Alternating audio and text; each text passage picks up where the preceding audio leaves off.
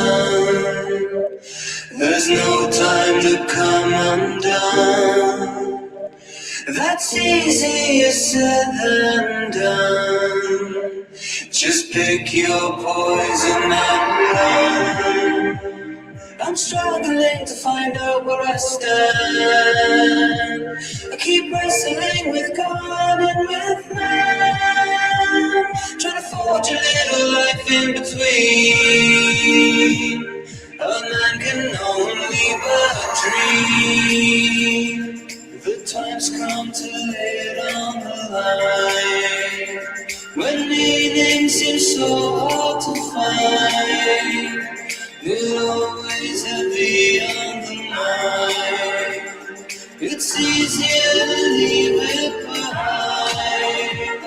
There's no time to hide from the sun. There's no time to come undone.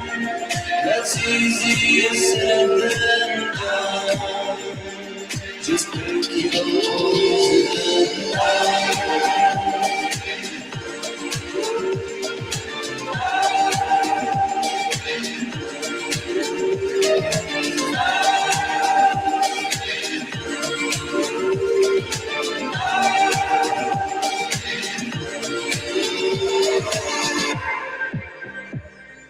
Life can't be won, can't be tamed. The point of it all goes unnamed. The lost and the gained weigh the same when returned to dust or to flame. I'm just going to keep singing, brother. I'm going to keep singing because for some reason it's bothering you, my man. But here's the thing what Mickey Singer says. The moment in front of you isn't bothering you. You are bothering yourself about the moment in front of you. And to that I say, we are all one, because I've been there, brother. I've been there. Okay? So, namaste has been phased. What's come through is to just take it to the heart of the English language. We are all one. Always have been, always will be, can't not be. And I'm so happy to be joined by everybody here tonight. The second time we are streaming outside the studio, after seeing one of our lovely stream members enlightening Erica Lovely herself in person and shooting content here in Toronto. It was amazing. So welcome in, everybody. I hope you're doing well. Sherzi, are we going to have to make a new acronym or something? It's like, we are one. We are one. We are one. We are one. Because that's what namaste means. Namaste almost seems more natural, and I like it better because it's just like namaste. We're used to that. But can we make it, we are one? We are one. We are one, Sherzi. Hello again, lovely, says Erica. We are one, Lisa Jude. Ciao, ciao, Linz. Cam Scully, we are one. Namaste, brother. What's going on? What's going on? So much fun out there today. Like, my goodness. Erica was pretty much there the whole time. We had a freaking blast. If anybody saw my story right before this, it's literally me WWE chucking a guy in a street boxing hockey fight. The guy was in, what's it called? Dramatic acting classes. So he's like, literally just like, I don't want to be in a hockey fight, but just chuck me. I'm just practicing. Practice chucking me across the damn lawn here. And it was just hilarious. I was friggin' shadow boxing with little girls. I was answering questions with teacher moms. It was awesome. Hair's out of control, though. Got to get this under control. We got the TikTok is just blowing up here. This user guy always comes in with some heavy energy. D. Holly, namaste. We are one. Have you ever trained any boxing or MMA? I sure have, brother. I sure have. It didn't work out so well doing the karate training first with Mike Marson, a former NHL player. But then I did MMA training in Newmarket with a guy named Andrew O'Rourke. I can't remember the name of the gym. I could probably look it up, but that helped a lot. That helped a lot, and it really helped me learn how to grip, how to have leverage. I think my hair is just too clean to be in this bun. I need a hat. It helped me a ton, dude. Like, literally would not have got drafted if I didn't go train MMA the summer before my draft, the year I got drafted. There's no doubt about it. Bro was an NHL fighter trying to preach. Okay. Brother, I'm going to wait till you bring better energy to answer your questions there. Apologize for the energy. Brother, I feel like you've done this many times. So I'm going to give you a little timeout, because I think many other times you come on and start saying crazy stuff, and then you always have to apologize for the energy, and then you think I'm going to answer your next question. So you're on timeout there, user ? Hey, I appreciate that. Dude, you're like Radko Gudas. You're Dr. Jekyll and Mr. Hyde. You come in with this energy, then you switch, and now you're just back and forth, and now you're being all like love and lighty. So you got to dial that in there, brother. It's kind of confusing. First in the chat says Sherzy. Hey, Dana, what's going on, brother? We are one. Corey Cooper, we are one. What's going on? How are we? Who do we got in Instagram land? Trevor Castdown Gay. What's going on, brother?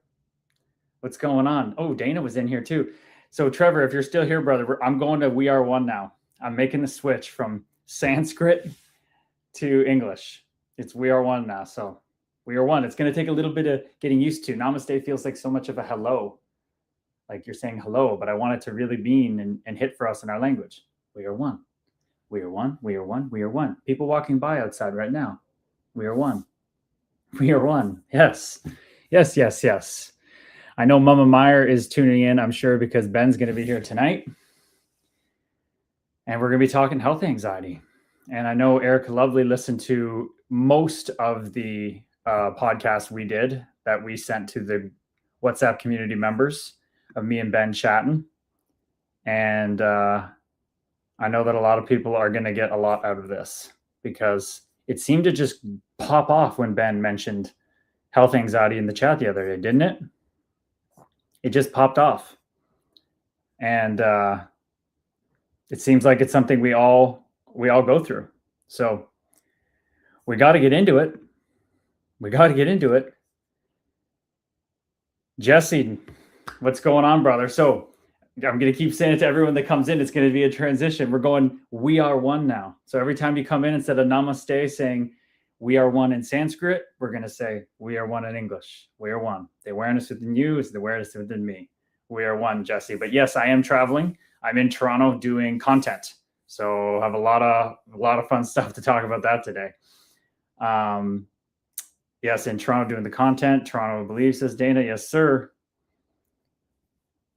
Appreciate it. Brother, you're too much, user. You're too much, brother. Too many messages, too short of a time, too demanding. I hope you have a wonderful night, brother. I hope you have a wonderful night. It's Matt Puig in the house in Instagram. We are one, brother. What's going on? Sherzy, do penguins speak Chinese? Do penguins speak Chinese? Where is he going with this one? Where's the Rumi of Rockford going with this one? Do penguins speak Chinese? I don't believe they do. But there must be something. There must be something to Sherzy saying that. Man, the lighting in here is getting me all looking at my freaking Meat Monkey spacesuit in different ways. Weird. Dana, hey, pal, I didn't see game. I bet Bruins bounce back next game. Oh, okay. So what's the score of that series? What is the score of that series? Playoffs. 3-1, right. Buffalo. I did hear Buffalo won. 3-1. I'm surprised Pittsburgh got a game. Minnesota evened that up. Me and my mom went to watch the hockey game, and we just talked. Like, that's just where we're at now. Hockey used to be our life, and now things change, and I couldn't be happier about it. So we put on the game, and then we just talked about our stuff. We just talked about our lives. Hey, Brendan Zen, namaste, brother. We're going to We Are One now, though. So I'm updating everybody. I'm saying we are one. So every day you come in, instead of namaste, we are saying it in English. We are one. So no more namaste for Carly. I guess I'll say namaste for Carly. That's different. But no more namaste. It's not that it's bad. I just think it'll resonate with people more. Oh, we got the toast man in the house. Rye guy, what's going on, brother? Hope you're doing well. Hope Gabrielle and Grace are doing well. I am traveling right now, so I'm in Toronto doing content. Carly, good evening, everyone. I'm going to try to pop back in later. We're trying to get some stuff outside before it gets dark. Totally understandable, Carly. You got that busy family over there. Sharzy says, I think penguins do, but I don't speak Chinese. Oh, Ben Laguerre. We are one. Ben Laguerre, what's going on, brother? Haven't seen for a couple days. How you doing? Hope you're doing well. Jesse says, what's up? Yeah, today was one of those games that happens to every team where everything goes wrong once in a while. Bruins will at least fight back harder next game, I hope. Oh, yeah, they ain't going down without a fight. That team was built to make the other team's life miserable. The boys will be coming. Kastelik, Jeannot, they'll be fired up. They'll be fired up. Okay, so we're getting ready here for Big Ben coming in. Not Pittsburgh Big Ben Roethlisberger. We're talking about the OG Big Ben. That's Ben Myers. Leafs fan, one of my favorite underrated Leafs player. Well, namaste, brother. That's hella underrated because I never played for them, but I appreciate you. I appreciate that love and light. You just bought a Gabriel jersey yesterday? What? That can't be true. How could that be true if you're coming in here torching me with so much strange energy, brother? Raga, I need a ringer Wednesday night. Do you drop the gloves these days? I don't. I do get a lot of messages about that. Everybody loves to come in the comments in my DMs and say, hey, the Wild needs you, the Devils need you, or San Jose needs a tough guy. It's like, I'm 165 pounds, people. Come on.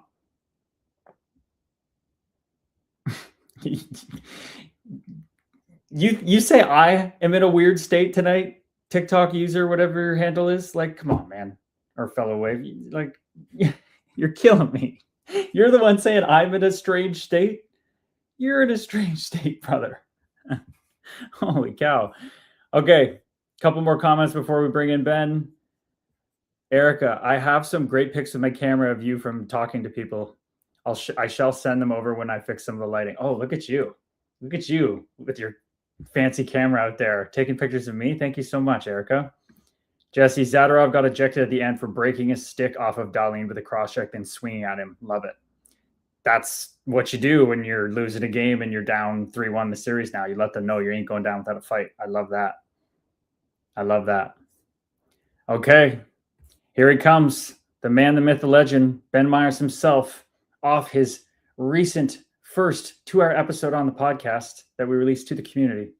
Here's Ben Myers, everybody.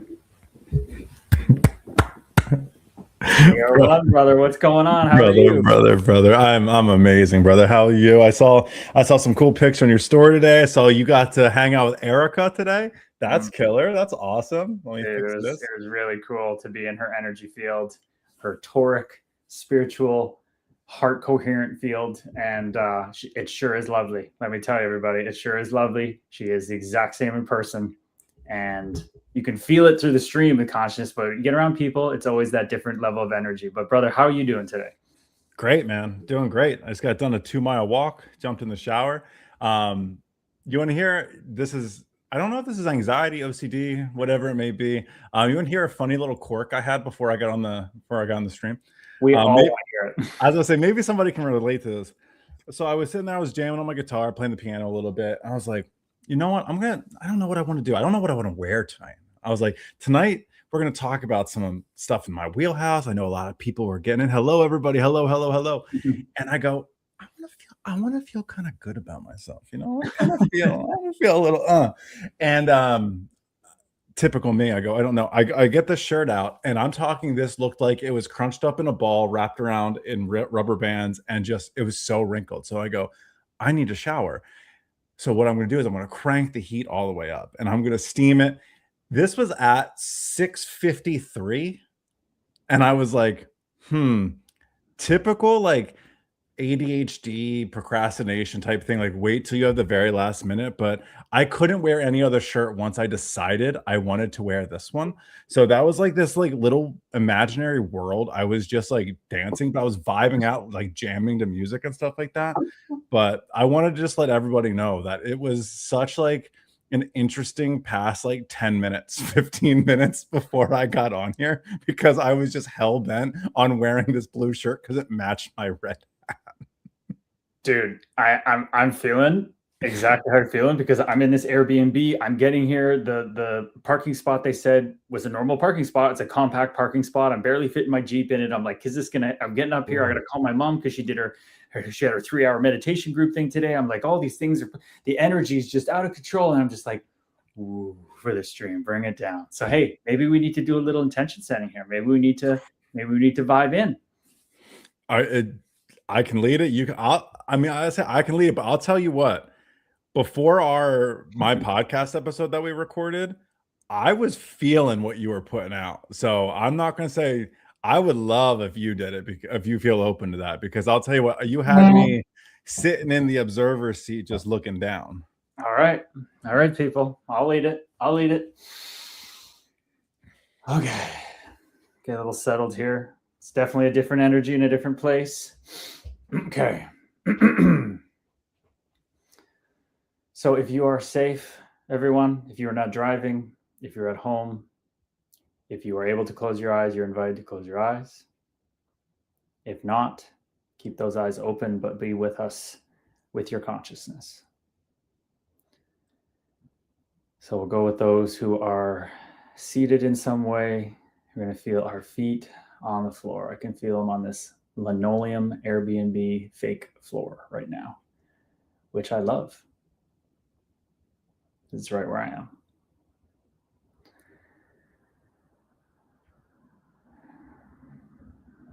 Just feel into the body. Feel the energy right now, especially Ben and I. The energy is pulsing. Maybe it's calmer for you, subtler. Maybe something's bothering you. Maybe it feels like there's a thorn in your ribs or an agitation in your mind. All of this is okay. It could not be. Now we're going to get into some psychological sighs. So double inhale, one big one, second one small. Long, slow exhale through the mouth.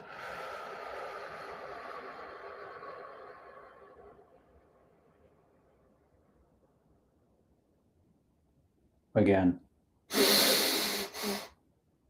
Hold at the top, let it out.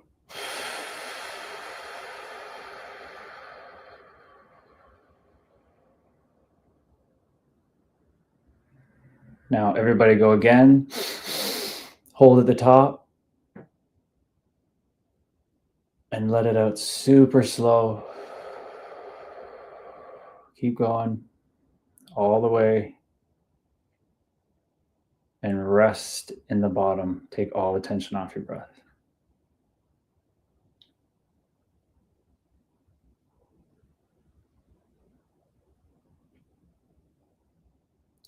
We are on this stream tonight,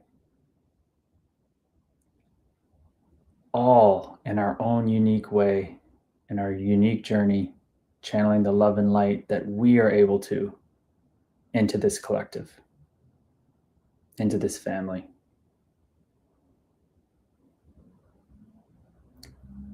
And Brother Ben being so vulnerable last Tuesday enabled us to talk on a beautiful podcast and then post it in our WhatsApp community, setting up a discussion on a topic that clearly hit home.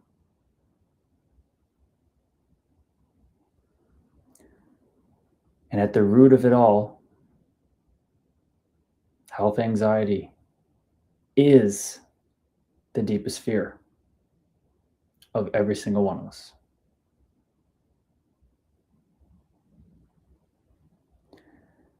So in this new setting that we are all one, saying it in English, something we all resonate with more, we are all one in this shared collective of health anxiety, of struggle, of feeling like this meat monkey spacesuit has limitations that define us.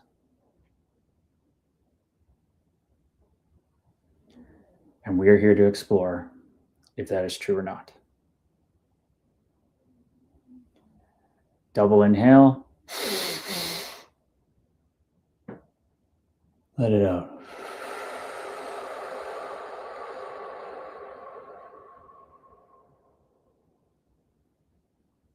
Feel so connected to all of you right now. And whatever comes up on this call, we will sit with it together. To the love and light, people, let's go. Brother.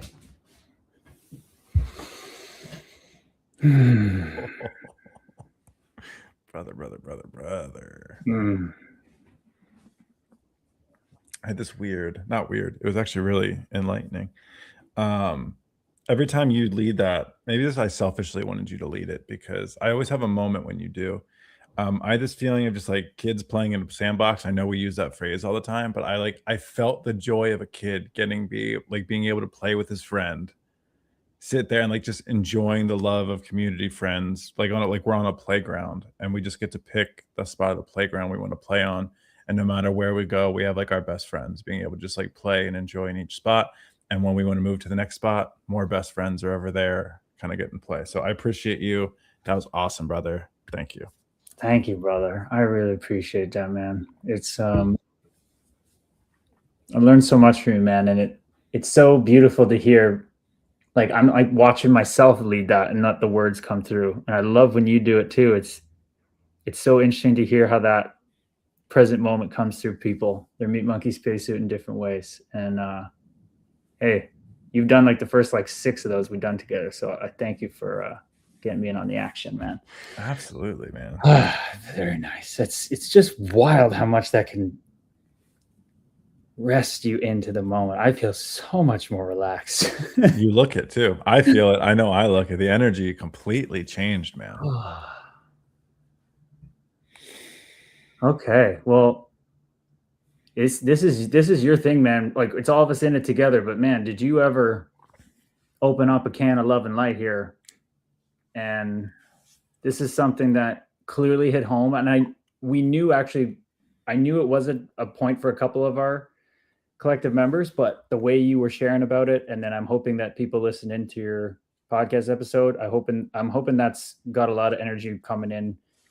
But where is your mind going right now with this, with health anxiety? I know you shared your whole journey. I want to know if anybody else listened to the full thing, but I think I saw Erica listen to a good bit of it. mm-hmm.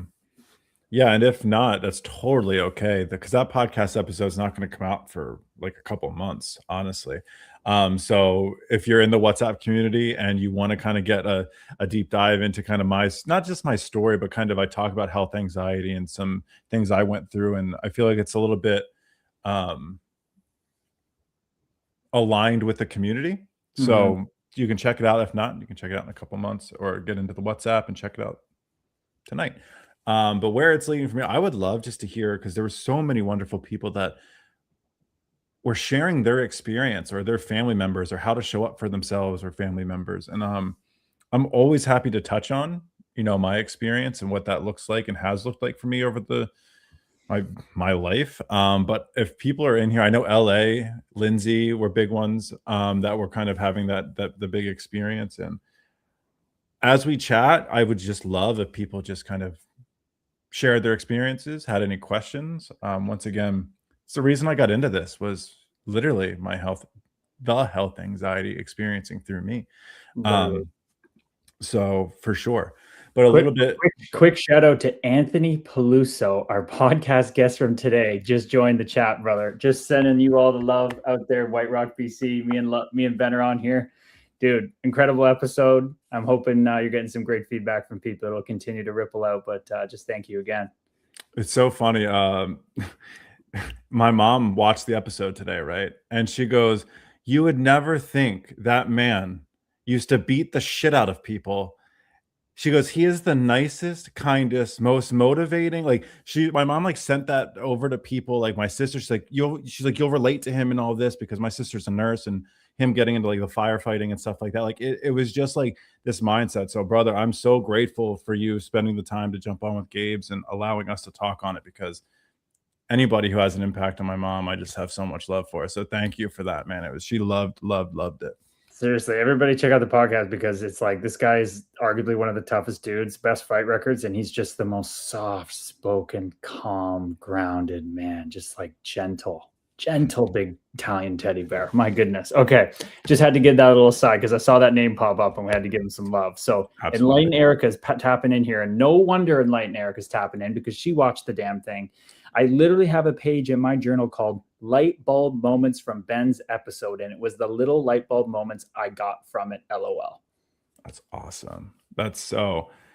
Is there anything, Erica, that pops out for you that would kind of you think just relate? Because once again, if there's a common thread between you and I would love to see if it's a common thread between others. And if they're super personal to you, you don't have to feel obligated to share those. But if there's anything you think would kind of help, because it's so weird, right? We think we have our story won't resonate with other people because it's just like, oh, because I'll be truthfully honest, like, or brutally honest, like jumping on with Gabe's or, Thorbs jumps on, or then we have Peluso jump on. Like, I get this big overwhelming kind of like, who the fuck am I sometimes? And then when I have things like what Erica says is like, I have light bulb moments from my experience. I go, what a wonderful reminder that we all are just living this life. And whether you're, lacing them up on a professional level, or you're going into your job, or you're just trying to get up in the morning and get out of bed, like we're all going through our version of each other's story. So I love to hear that I was able to resonate with people about, whether it be health anxiety or, going through getting bullied as a kid, or toxic relationships, or self-doubt and self-worth, all of these things, because I know I'm not the only person. And I think that's where we get kind of twisted sometimes. Is, we just try to like bury our own story because somebody else out there has it so much worse than us. And we just kind of discredit ourselves. Oh, that has killed so much moments of suffering. And that's part of their journey for people when they compare. And I know I've been there, but while Erica's maybe typing, or I know Lisa and Lynn's, I know they checked in early in the stream here. I know they're here. Maybe they're going through some type of day, but would love if people get the fingers typing on what they think. But I mean, me and Palouse touched on in our episode. I mean, he didn't call it body dysmorphia for himself. He just said, it definitely made him wary on checking his body weight and his body fat, what a coach told him when he was 10 years old. If anybody didn't see, a coach at 10 years old sat down him and his dad and said, if he wanted to make AAA, he had to lose 15 pounds. And his dad looked at the coach, who was a friend, and went, with all due respect, Chris, get the fuck out of my house. And that stuck with Palouse. And, he was always worrying about being a certain body fat when it really didn't matter, especially as heavyweights. Like, guys are going to be 12, 13%, and that's fine. They're huge. Like, when I was 227, the biggest I was 12%. When I was 210, 15, I was 8, 9%. Didn't matter. But for me, I genuinely think I had that. So this is, I think health, it's a little side off of health. It ties back to health anxiety, but I couldn't walk by a mirror without looking at myself and just laughing at myself. The ego, the voice, the phantom just laughing in my head going, you are supposed to be this tough guy. You're supposed to be this beast of a specimen. And you look narrower than a pencil. And of course I wasn't in reality, but I was smaller than most guys. And for me, that got in my head a lot. But as it went through my life into my retirement more, it just became now like this old identity of an athlete. And I was always so fit and I was supposed to be so healthy. And then I started to have weird things happen. I started to have my elbows get tendonitis. I started to have a lot of stress about not being able to work out, and then holding myself guilty if I didn't work out, or am I gonna suffer in old age if I can't do a certain amount of push-ups? Like, just crazy stuff that your mind does. Two things. One, you mentioned it with Peluso, right? You're talking about like at age 10, there's two things that will stick with you for the rest of your life. It's that coach and what he said at 10 years old, that you have to lose 15 pounds, yada, yada, or 10 pounds, 15 pounds, whatever. But also the way his dad responded. Like, that's like a monumental moment as a parent of like, because how many parents would be like, okay, this is what we got to do. Like this, like he knows what my kid's got to do. Okay. Hey, brother, like, buddy, you got to lose this. But like, no, his dad was like, respectfully, get the fuck out of the house. Like, it's one of those things is like, it checks a box of like, my parents are doing what's best for me, not best for what, like, money, whatever it might be. So I think those two things are like super like important to talk about. Fucking rock star of a parent move right there. And two, I relate to you, man. I still to this day can't walk by a mirror without looking at myself and judging myself. Whether even if it be like, "Hey, you look good." Oh my gosh, you did all like Mm. there's always a judgment because I was made of fun of for my weight when I was a kid. Like, and then I went from 5'3" to 6'1" in a summer in 3 months. So like any fat I had turned into like I it was insane. I went from being a little chubby kid to being pole skinny in 3 months, which was an absolute talk about a trip. But yeah, and then I don't want to say a battle with weight, but I've had an adventure and a journey with weight fluctuation my entire life. So I feel you, brother. And I see we got a couple people bringing up Lisa. There we go. Speaking of weight, when I would weigh myself and it went down, I would immediately think, oh my God, I have cancer. Then if I weighed again and I had gained weight, I'd be like, whew, that's interesting, right? Because the other side. And I'd be so curious on those things, like what, like, is it seeing a family member go through fighting a battle and that's something that sticks out in your mind? All those type of things. Because it's remember, it's not just a relationship with like the number on the scale being lower and it being a good thing. This is a really important message of like, hey, it's the relationship to weight no matter what the number says, because you hear a lot of people talk about like, how do you feel in your body kind of thing, no matter what the scale says. Lisa, thank you so much for sharing that, because that's incredible vulnerability. But that's interesting, right? How it all filters through us. Like we're reading this comment and you and me may not relate to this in the same way, but then I'm thinking, oh, like you said, did you see someone go through cancer and lose weight? And that automatically now triggers that like I'm just using hypothetical here, Lisa. Please tell us what that was for you. But I'm just trying to, like, my brain went, wow, that's an interesting way of going through this. And I'm like, okay, then I put on my empathy shoes of like, my granny started losing weight like crazy when she had lung cancer. And I'm like, you can see how that could get imprinted in someone's brain of just the fear that comes up and not knowing how to do with it. Boom, store it, push it back down. I don't want it. Then it translates to Lisa's experience. So I'd love to know how that manifested, Lisa, but it's so crazy how the littlest, strangest things can lock into our heads, man. Oh, it's so true. It's so true. Erica, so I'm good at sports. I'm known for sports. If I don't do sports, I'm nothing. I think she's responding to the light bulb moments. I wrote a blank space instead of sports so I could put mine in. And identity, right? You think you're known for something and then you get so tied up. That's what me and you are literally creating an entire, we're just creating not even just a course, but a practice container and a community of people that a relationship to identity. And I think a big thing about what this chat is going to be about, you're going to hear me talk about it constantly, is the relationship with the emotion. It's not that it's a good emotion or a bad emotion, a desired emotion or a less desired emotion. It's our relationship to it that is the most important thing. And I went on a 2-mile walk before I had my little blue shirt extravaganza over here.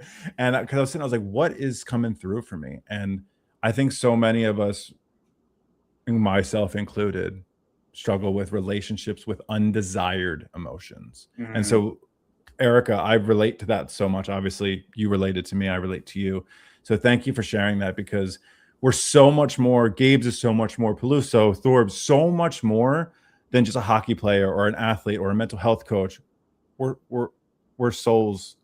We're physical beings that are having impacts on this world. So thank you so much. And Mama Myers in the Instagram going, I never want to see that weight loss again. So I'm sure you guys have gone through something like that in your experience with cancer and stuff, it sounds like. So Lisa's giving us some more context here. I remember hearing someone in my hometown died so quickly from cancer and didn't know they had it. I said something to my doc and he said they would have lost a lot of weight. That stuck in my head. My mom died of cancer 10 years ago. It was one of my scariest triggers. There it is. Yeah. Yeah. Whew. Yeah. So it's wild. Right? It's that one right there. That's the one that got you. That comment. That's the one, the doctor telling you they would have had to lost weight, a lot of weight. And that just printed. your meat monkey spacesuit went, okay, any weight loss that's unexpected, that means cancer. And someone who experiences health anxiety, there's not 1,000 other possibilities. It's that, and that is a direct correlation. That's what that means. And ironically, through neuroscience and everything, the more attention we put on that as being a certainty, and that's what we believe to be true, the number increases of that probability just feeling true, because we're also creating that more into existence, right? And that gets really scary, because you know what's a really interesting stat? I can't remember the exact number, so please don't quote this and chop it up and make me look like an idiot somewhere. But 33% of hospital bed occupancies are pretty much like phantom. It's all mental, which is like wild. 1/3 of most hospital bed occupancies are mental, because they believe they have something and it manifests into it. That's always the rate of the placebo effect. It's always about 30-40%, and it checks out, because we're all love and light people. So if you're the love and light that doesn't know it's the love and light, you can create anything out of that love and light. You are creating your reality. That's why we talk about how much our intentions matter. But here's the catch, which is terrifying. When you first learn to know this, it's like, wait a second. So I can create my own reality, but then the negative thought is still there. We still have the program. So the negative thought goes, oh yeah, we can. And you have cancer. And you're like, wait, no, if I think that, I'm going to get cancer. And it's like, yeah, you are. No. And it snowballs. And now you think you're literally programming. It's like your mind's hijacked you to be a computer programmer. And it's like, haha, we got you now, motherfucker. We're going to program you for, and you're like seeing this thing you can't stop. And that's when we spiral. Ben, that's when this sounds like anxiety time. It's bringing anxiety up in me. So it's so interesting you said that. It takes me exactly back to, if you watch the episode, you're going to hear a lot of my story and things like that. And if you haven't, you'll see it in a couple months or a month and a half or so. I didn't say this in the episode.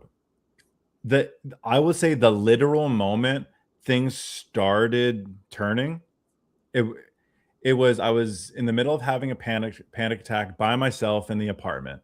My partner was at work. I was like losing my mind, freaking out, because now I can't go anywhere. I don't have any, and I am pacing back and forth, and I can distinctly remember the washer and dryer right in front of me in a small apartment in South Florida. And I had this thought, like, what if every thought I'm having came true? What would I do? And there was this moment of like really brief but powerful clarity. And it goes, what would you do? And I said, well, I would change the thoughts. Now, this gets weird because I'm in the middle of having a panic attack, which is all worst case scenario. Everything is happening. But in that moment, I realized some part of me is choosing to have these thoughts. I choose this. And then that started the whole thing of like, well, where do they come from? Why am I constantly going back to these thoughts? Why are these becoming patterns? And then once I started asking why so many times, all of a sudden things started making sense. But it came back to that one moment of, you choose the thoughts and don't let anyone tell you that you don't. And now that's really hard, because people with OCD that experience OCD would be like, brother, you need to get slapped upside the head. And like, I am, for people in that space, I empathize with you. I'm not sitting here saying you're making it all up, but we're all tuned into a radio station. So it was that moment that I started changing. I was like, I'm going to learn how to more intentionally choose my thoughts throughout the day. And then it went into self-talk and things like that. But that's where everything started for me. It's hitting home. I know that's hitting home right now for Lisa. The, oh my God, what if I manifested concept has made me spiral so hard so many times. And this is why when we aren't spiraling, we got to put in the work. We got to do the work when we're not spiraling. As I say, when the pebble is just being thrown at your window at night, the little thoughts before bed, and it's like, oh, it's not that bad. Like, my mind's moving around. I can fall asleep to this. Yeah.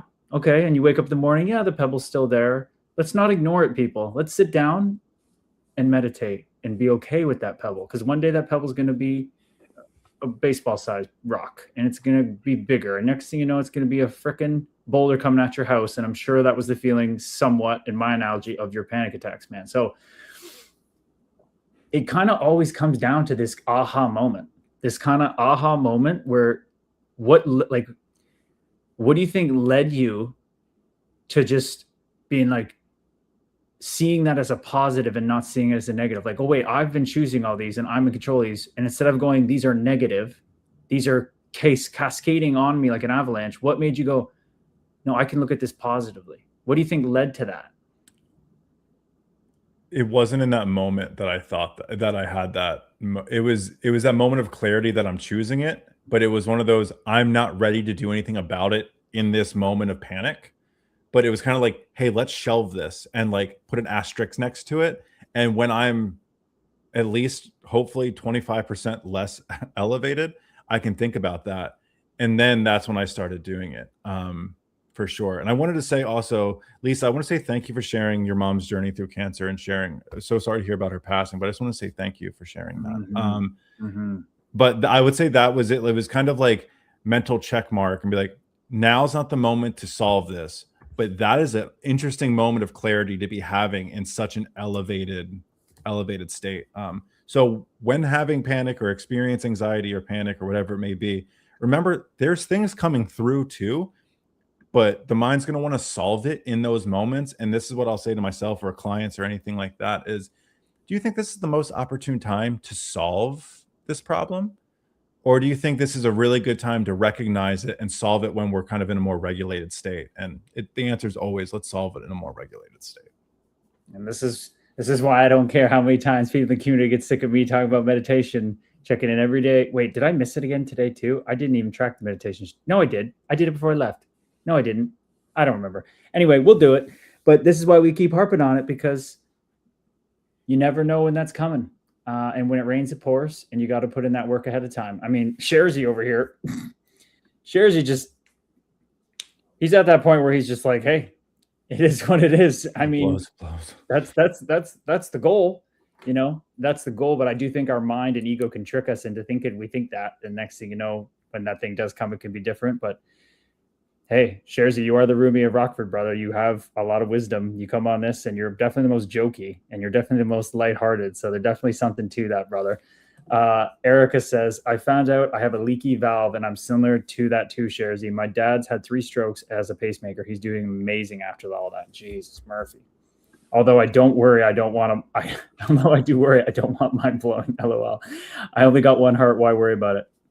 That's funny. Well, Sharzy, what led you to that, brother? What led you? I'm sure you're going to have a hilarious, or maybe you'll just be straight up with us and not make it funny. But what do you think led you to that, brother? Because that's ultimately the goal. That's ultimately the goal, is to not worry. One of the great gurus, he was the guru of, he's the great guru of Nisargadatta. He said, having no anxiety is the highest spiritual practice. You should know that everything is beneficial and you should not worry. I mean, sounds like you're tapping into that, brother. We got Cam here with a share. Go ahead, Ben. My father died of a heart attack at 52, so I became obsessed with the heart and became a marathoner to make it strong. I once again all relatable. My mom went through a really intense cancer battle 3 years ago now, and my dad went through the Widowmaker heart attack 2 years ago now.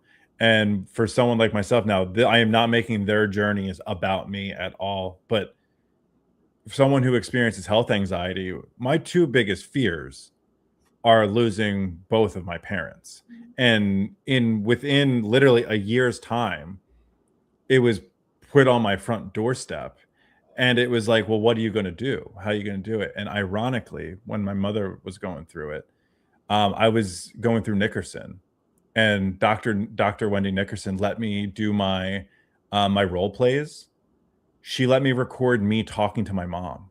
Wow. And helping my mom through, just not even helping, because once again, my mom wouldn't have went to therapy and whatever. She doesn't like to talk about it out loud. She's like mama bears of all mama bears. I don't care what I'm going through. I'm still your mother first. So she wouldn't let a pinhole of darkness seem like whatever was going through it. And I asked Wendy, I was like, would you allow me to do this so I can help sit with my, can I just, like, this is what I'm here to do. Am I allowed to do it? And she allowed me to go through the entire course, role playing with my mom through all of it. And it was like the greatest gift anyone has ever given me, because I finally felt I was able to show up and be there for my mom. Mm. And then, yeah, it also helped me. So it was incredible, like an opportunity. But talk about someone who has health anxiety, the closest people to you, you're seeing your worst nightmares come true. And when they're that close to you, you feel it, right? We all share energy, especially with those type of, with our parents, our friends, our loved ones, our partners and stuff like that. So I can't help. I'm a highly empathetic person. I felt like I was going through it with them. So yeah, it's whew. Yeah. And I mean, I think that's what you just said. I bet you Lynn's might be tapping her fingers on the keyboard or feeling emotional, honestly, because what you shared last week in this, Lynn's, was that it wasn't even about you. You're worried about you passing suddenly for your mother. It was the same thing. And we were all talking about how, isn't that wild that even in the darkest fears can be about other people's suffering and not even ours, because of what Lisa went through with her dad suddenly passing. And now Lynn's thinking, oh my God, what if that happens to me? And my mom is by herself now. And you just, oh man, I know what you just shared hits home with that. I felt, as soon as you were talking about that, I felt Lynn's. I was just like, that's what she's been feeling. I know that's what she's been, wonder if my mom thinks about that at all, or my brother, because it's only the three of us really too.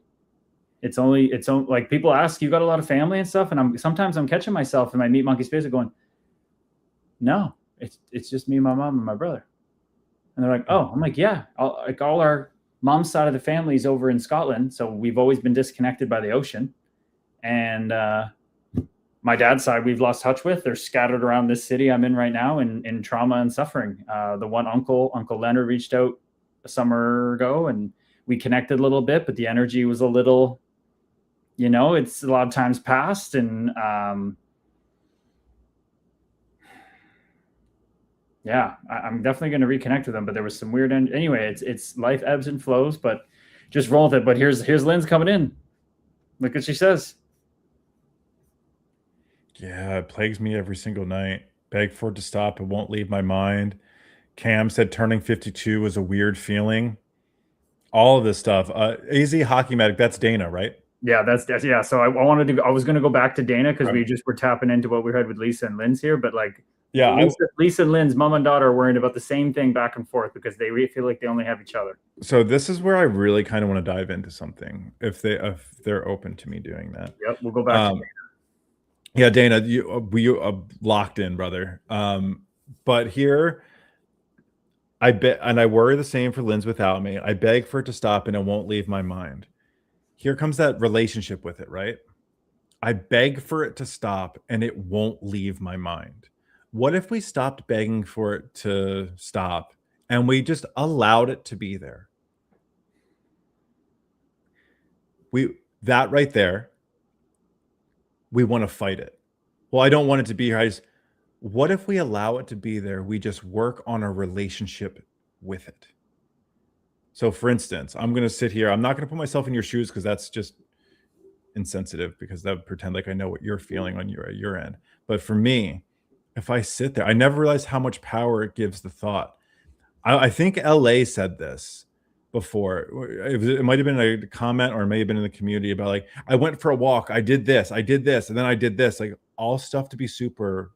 Oh, that was me telling you about Lynn's last night. Lynn's, I was talking to Ben about you, saying that yesterday you went on a walk, you hung out with your mom, you talked in the car, you did all these fun things, and you said, how am I not going to ruin the rest of my night tonight? It's so fucking relatable. God is so fucking relatable. And here, I'm so happy you brought that up and mentioned it. And here's the thing. Think about why you did it. Why did you do those things? Well, so I don't feel the emotion. By doing it for that reason, you're fueling the fire, right? You're doing it so you don't feel it. It's you literally putting that thing on a pedestal and worshiping it and saying, I will do anything for you not to be here. I will do anything for you not to be here. And that is a situation in which it takes practice, and I'm not going to ever pretend like it's super easy, but it's remembering like, hey, why don't you come with me? Hey, I'm going to go celebrate this body I do have. I'm going to go celebrate this moment. Like, I'm going to do this because I can. And I would love for you to come with me. Hey, health anxiety, come with me. Let's go enjoy the day a little bit. And you are allowed to stay as long as you want. I mean, I hope you get quieter, but it's my job to help you feel safe because you're scared. The health anxiety is you being scared. It's, I mean, there's this video by Rupert Spear, everyone. It's 10 minutes. It's him addressing a woman at a retreat that has had an eating disorder since 3 years old. Sub in whatever problem you have, health anxiety, addiction, whatever it is. And he speaks to this woman with so much compassion of just like, you have to decide ahead of time in one of the, let's say, nice times between anxiety attacks or these feelings come up. You have to decide that I want to get to the root of this problem, eating disorder, addiction, health anxiety, fear, more than I want to relieve the feeling that is uncomfortable from that thing. You have to decide that ahead of time. It can't happen in the moment. You have to know that, okay, I've done this so many times. I've let the night be ruined by health anxiety so many times. And I know it doesn't get any better and I keep spiraling. I have to know that I would rather get to the root of this thing than give in to my mind screaming to go eat, to go drink, to go ruin my night with thoughts, whatever it is. And I have lived this to my core and I live it every day. Yesterday, my mom came home with a burrito. We're hanging out. I'm sitting down, eating my oranges. She's right next to me. I can smell the rice, the beans, the garlic, the onion. I can smell it on her breath sitting next to me. I literally sit there. I'm eating my oranges. I look at it because this is what Rupert Spears has to do. I've decided ahead of time. I want to get to the root of this rather than appease it, because I know now that I want to get to the root of it, and I intellectually have the awareness to know that my relief from this feeling that is uncomfortable does not lie on the other end of going outside and eating the burrito. It does not lie there. This is why I call it data collection. Every time we fall or we fail or we drink or we eat, it's data collection. It's not failure. Because as I've talked to you directly about this, Ben, you have to understand the taste of that ego, that phantom convincing you that your suffering is going to end if you do it, mid as it's trying to convince you. You have to be able to smell the aroma of this addiction, of this compulsion, this habitual need to fulfill this, to extinguish this suffering as it comes up. And I'm looking at it and I'm like, instead of running, I turn and face it. And he said, that's all you need to do is turn and face it and pause. And with the clarity and courage, just be there. And it's so simple. It's so crazy simple, yet it is so difficult to do. And I'm telling you, this is the way, people, for everything. And my mom's like, we listened to it yesterday outside in the sun. She's like, it's really that simple and plain Jane. I'm like, literally, but not when all those emotions cave in on us. Simple doesn't mean easy. Simple does not mean easy. I wanted to answer Corey. Let's go to Corey Coops. I saw he asked Ben, sorry, it's a she, just so you know. Oh, I'm so sorry. Sorry, no, Corey. You're good. She asked, Ben, what allows you to move with the thoughts of the fear of losing your parents and loved ones on the day to day? If I'm going to be so honest with you, it's gratitude. And I joke because on all my calls and all these lives, you see me bring up this journal. And I just track my wins because the biggest thing is, like, if my mom stops by, I have data collection that I enjoyed the moments my mom stopped by, that my dad came over, we cut the grass together, doing these type of things. And it's a reminder to me that the only way to work through fear is with gratitude. I'm grateful the fear is there because it's a reminder for me to express and tap into gratitude. Here's the next step to that. I didn't know what gratitude felt like for me. I knew what gratitude looked like on social media. I know what gratitude looks like in movies. I know what gratitude sounds like in books or reads like in books. I'm an audiobook person, so it sounds like. Um, I express a lot of I'm going to say like autistic traits where I mask a lot and I get a lot of how I should be feeling by other people, but I never really knew what happiness, joy, sadness felt like for me because I was taught that whatever I was feeling wasn't right way to express things. So one of my greatest journeys has been writing down and realizing what gratitude and happiness and what that all feels like for me. So to help through that, what I'm saying is if you're living in fear about anything, gratitude, and not just for a week. It's consistently practicing gratitude and realizing that the fear doesn't go away. Like it's obviously like I'm worried about that. That's something I have catastrophic thoughts all of the time, but my relationship to them no longer puts me in the fucking hole. It goes, this is my reminder to be grateful that I got to send text messages back and forth to my mom and dad today. My dad sent me a reminder that the Phillies were playing today. Like how cool, like how cool is that? I received a text. There's going to be a day in my life I wish my father would send me a text message that the Phillies are playing. What an absolute honor it is to receive that text message. Like, why would I let the fear of that override how cool it is to see Papa John pop up on my, not the pizza shop, my dad, Papa John pop up on my phone. So that's the way I do it is I practice gratitude as much and as frequently as I can because it changes everything for me. And it sure did, because you had Mama Meyer over here when you shared back then. She said, you showed up 1000% for me. Couldn't have done it without you with a heart. And I then told her to get over to the kick so we could see it. She's like, she's probably having a heart attack right now. She's like, I don't know what kick is. I know.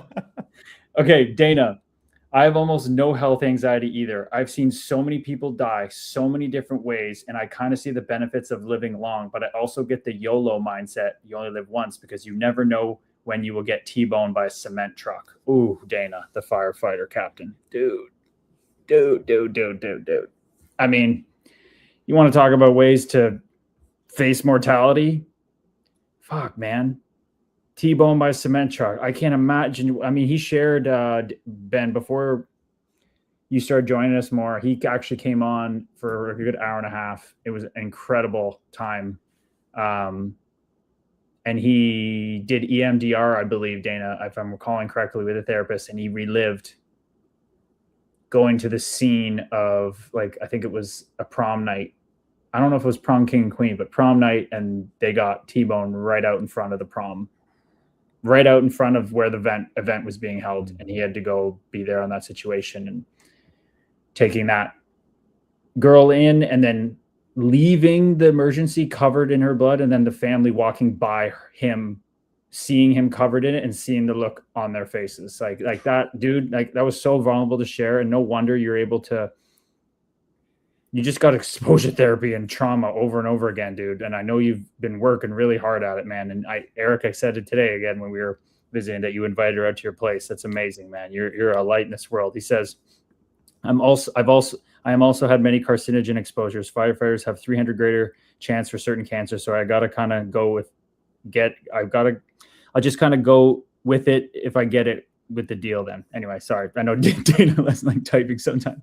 My bad, brother. Thank you for sharing. It's sad because with therapy, we could have realized it wasn't his fault. I've had my struggles. So he's talking about Erica's share here. So how do you read Erica's share? This is what he was saying, or she was saying. My best friend's dad was a chief. He passed with stage 4 lung cancer, found out at stage 4. He saved so many lives, and the ones he lost was right across the street from his house when he was off duty, would smoke cigs and stare at that house. It was a baby that didn't make it. And that's why Dana said, thank you for sharing that. It's sad because therapy, he would have realized it wasn't his fault. I've had many struggles with past calls. And once again... Oh, ketamine. Sorry, ketamine did that for him, not EMDR. Both incredibly powerful. What's interesting is, like, there's this thing about therapy, right? It's building relationships with it. I think that's the strongest thing you can do. It's not that you'll forget that it happened. It's you'll build a relationship with it, and you'll maybe change the narrative of the way you tend to look at things. And so I agree. If that person did go back to therapy, that would have been something they worked on, because we're not taught healthy coping strategies or all of these things. Like I had to dive into, like I was fortunate enough to get my degree in psychology, especially in like behavioral and cognitive. Like mine was behavioral analysis, and I got really, and I loved cognitive stuff too. But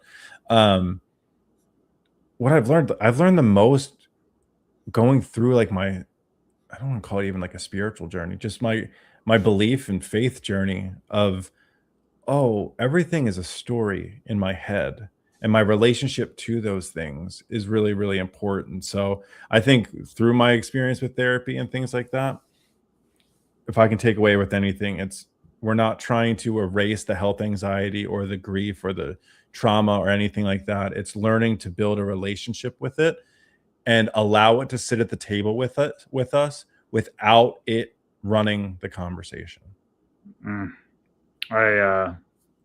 It's all about parables and stories. It's whatever works for you people. So that's why we're always throwing out different ones. Like my mom, I was trying to, put what Rupert said of just facing the feeling in context. And it's funny how easily we talked about that. And then she forgot it. And then there's another issue. I'm like, Mom, remember this? She's like, well, I guess it didn't stick. I was like, okay, well, let's use another one. She's always had her thing out. And Dana, this might stick with you. The whole Trump thing. It's like, Mom, if you were having a house party and Donald Trump showed up uninvited, what would be most people's reaction and yours? Get the fuck out of here, rage at him. Well, what's that going to do? Donald's going to bring his Pete Hegseth and the National Guard. He's going to fuck you up, right? But you also don't go, come on in and let me introduce you to everyone. You open the door and you just ignore him. He might walk in with the other guests you did invite. You attend to those guests. Positive thoughts. You go back to hosting the house party. Donald's going to walk around, try to get attention, try to talk to people. If he is ignored, as Rumi says, an ignored guest quickly leaves. He will just walk his way back out there when he's done his time. It's just energy moving through you. That is an example of a negative thought. That is an example of how you don't deal with these things. You don't engage with it. You don't touch it. You acknowledge it. Okay, back to tending to the party I'm hosting. That's the way we have to look at these things. You don't invite it. You don't neglect it. You let it be and let it move through you. And clearly, Sherzy has done that, where we're all going to die at some point. Only get paranoid when cops behind me. So Ben, Sherzy's grown up in the ghetto of Rockford where I played. So he's very much familiar with those folks. But I want to tap into his comments. He goes, my problem is I don't have kids, it seems. Like life changes for people with kids.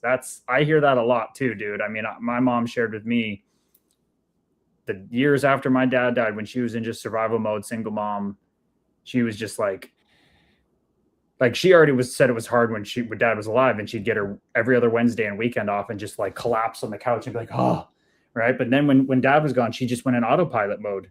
And she's like, I don't know how it would have gone if I didn't have kids and went through your dad dying like that, but you guys were there, and there was no other option. It was get up and you go. So, I mean, I've heard that too, Sherzy. I've heard that big time. What about you, Ben?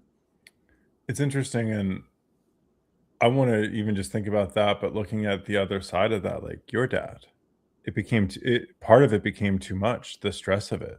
And like with everything else that was going on in his life that he was already battling, there was so much. And like, so kids, I often find that I think some people think that kids are the solution, that it will just be changing. Welcome in, Steph.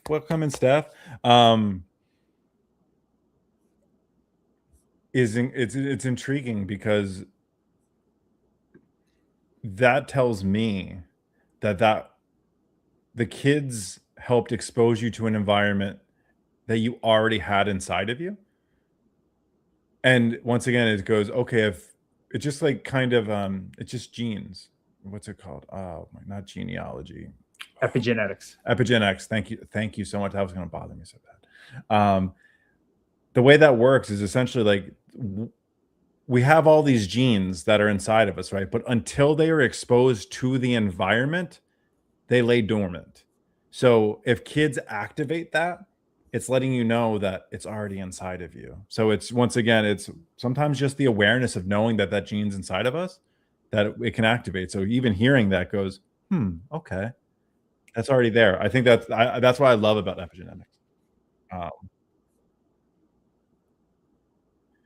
Shares it. My cousin Kurt is a firefighter instructor. He drank himself in a dark place to the one he lost. It was a heavy set lady, high 400 pounds. I know that mental struggle all too well. His problem was he blew his shoulder trying to carry her, and then they go in and pull them both out. My goodness.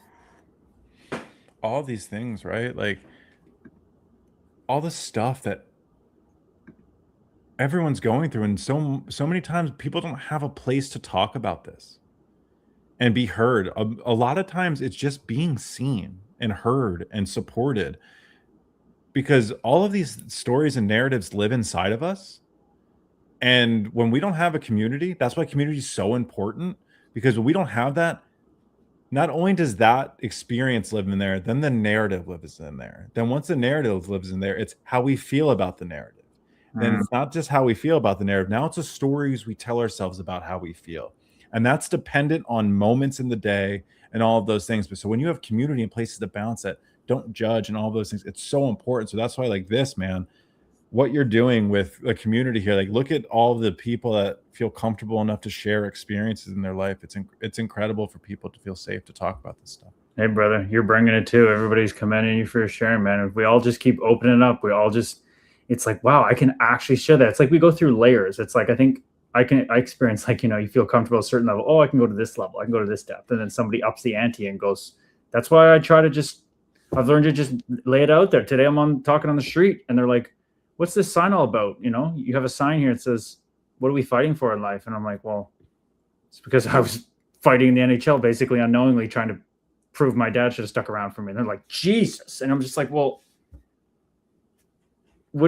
it's the truth. And I think that allows people to just be like, fuck it. You give another person the opportunity to judge you. And when people do, that's when somebody's really hurting. You give somebody an opportunity to judge you and they lean into judging you. Ooh, that's what happens on my Instagram story, right? Literally yesterday, man. Literally, I loved the person that commented right after you. It was like, you're a better man than me. I need to go back and comment, because that's what I was saying. He's like, no, you are the same man, woman. You just haven't revealed that part of your diamond yet. And but also, like, don't think I didn't see that person's profile and then go check on, and like I went to their page and they share a lot of hate. Yeah. That's just that you can just, but once again, no judgment to them. You can see the world that they're in.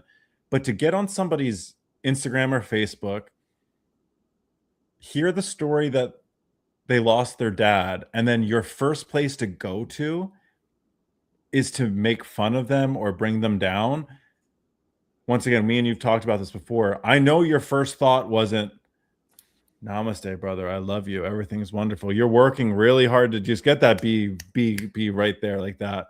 But that's not your first thought. Like your first thought is like, ooh, okay. Because I'm telling you right now, if situations went differently with my parent and somebody jumped on and said that to me, I'd have to take a walk around the block before I responded to anything, because that's the deepest of wounds that you have.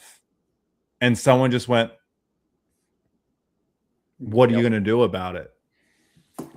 You're nailing it, brother. Like when I was on the ice, I only think I had ever one player say something about my dad, and I fucking lost it. And I always said, if somebody did, I would lose it. And you're just nailing it. Every time I'm answering these comments, my mind is going. I'm watching it emerge from this nothingness void, just from nothing. It just emerges like a jet stream geyser of fuel. And sometimes I'll even catch myself mid-comment back to the person. I'll be like, whoa. People, I cannot emphasize it enough, and we're going to get to Lisa's amazing comment coming up here, and we got Sharesies too, but I can't emphasize enough what I said earlier about just sitting and facing it. The most expanded people, whatever you want to call them, people that are living the way we all want to and love and life permanently, they still feel it. Okay, everybody. The difference is as they explain it, they asked someone, they asked the master, they're like, hey, do you ever get angry? And he said, yeah. And they all went, the hell? And they're like, what? He's like, but it's like writing on water. And I think that is so visceral for all of us to understand. That enlightened master, this person who is just doesn't experience anything but love and light, still sees a stick or a finger write anger on the water of his being. But as soon as that finger makes a mark that's drawing that letter of A, it's already gone. It's already vanished before you can finish half the letter. So it's there, but we are so okay with sitting with it that it just literally just washes right over us. It goes right through us like we're not even there. And I think that is such a visceral thing. So like when Trump comes to the house and comes in your house, it's like, oh my God, you could put 1,000 Trumps in this guy's house and he ain't gonna care. You could say he's the most democratic guy. You put Trump in his 100,000 Trumps in his house. He's like, whatever. It's gone because he's done the work. He's done the work, people. And clearly shares he has too in some way, because like, look at this example. We're talking about things that imprint in our heads that you shouldn't have anything to do. He picks up a friend for work at 4 a.m. at first break. At 7 a.m., found out the house 2 doors down, ex-husband killed a mom and their toddler, and it fucked with me for a while, because that's what the brain does. It tries to convince you that you could have done something. But he goes, but I literally couldn't have done anything. It wasn't even like it. I'm picking up what you're putting down here, Shares. You couldn't have done anything, but your awareness to see that. Shares, he says he's been meditating for years every day. So tells what you need to know there, people. He's able to see that move through and be like, that is an irrational thought. That's not a fact that I could have helped that family. That's a forecast. That's something that I can't know for sure. I'm not going to waste my time on it. He moves on.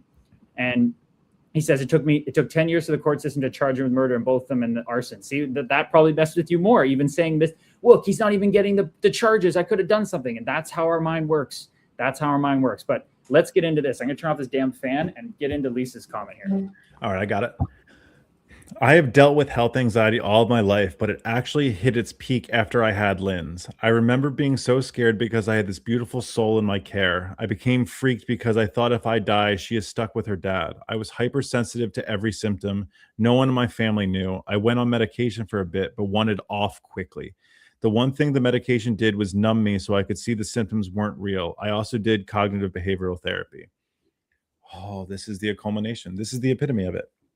This is what we could. This is the call right here. Like, I mean, this is what we're doing this stream for right here.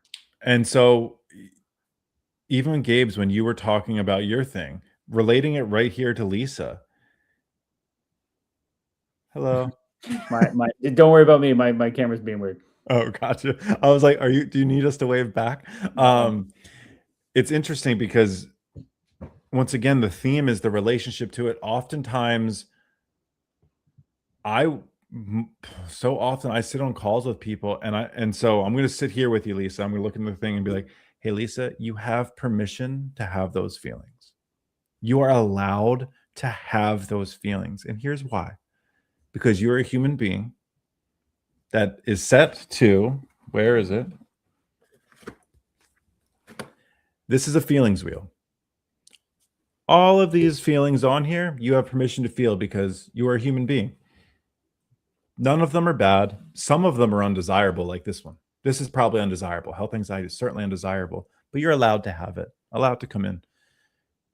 The fear of it, that's the problem.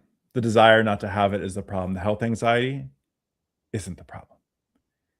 It's our relationship to it. So just know when it's popping up, this is what I do. This is my experience, and this is what helps me. I can feel myself I feel the tightness come in right here. This is where I experience it, and it goes through my shoulders. And I go, Ben, you're allowed to feel this way. It's okay. You have permission. And at that moment, I almost like go, I do? It's like, yeah, of course you do. You're scared? You're allowed to be scared. That's okay. Be scared. And so it was the writing on the water, right? And so it's remember, just like in this moment, I am scared. You are allowed to be scared. Your forecast of being scared for the next 1 hour, 2 hour, 30 years is really what's becoming the problem. I love that this just follows you around everywhere. This This is so cool. You could like record, you could literally record your own little like vlog by doing this. But that's something that helps me, is giving my 3D version of myself just permission, which I was screaming inside, wondering why no one noticed my struggle. The part you mentioned here, Lisa, really hit home with me, because my Meat Monkey spacesuit for a while got so up in arms against medication and my journey of being told I had to be on it for the rest of my life. And now I see it in Michael Singer's words to me when I went to go visit him, and I asked him directly to his face, do I use it or not? Is it going to stall my growth because it's going to suppress what I need to actually process? And he's just like, everything is a tool. Everything is this consciousness. Use what you need. But what a beautiful I've never heard someone say this like this, Lisa. I went on medication for a bit while I went off quickly. But the one thing it told you when you were on it was numb me so I could see the symptoms weren't real. Wow. I've never thought of that way, because I didn't experience that the same way. Mine exacerbated it. It confused them, but you were able to see, like, so the medication, that's so powerful. You did that you felt the symptoms go away and didn't just stick with the medication. You went, oh, this means they're not real. And you got off them and then sat with them. And that just proves you can sit and face this, right? That's powerful. You saw through the illusion that is fear, false evidence appearing real. You saw through those things.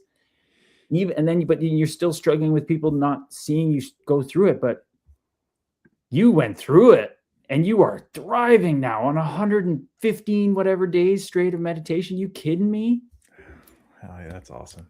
That's so amazing. She's meditated every day in silence since the start of this year. And before the new year, she was doing it in the tub with a guided meditation. She was feeling that resistance, and then she backed away for a bit, and then she came out of nowhere to be like, I think I said, who wants to start the year meditating every day and see how long we take it? She's like, yep, I need this. I'm let's go.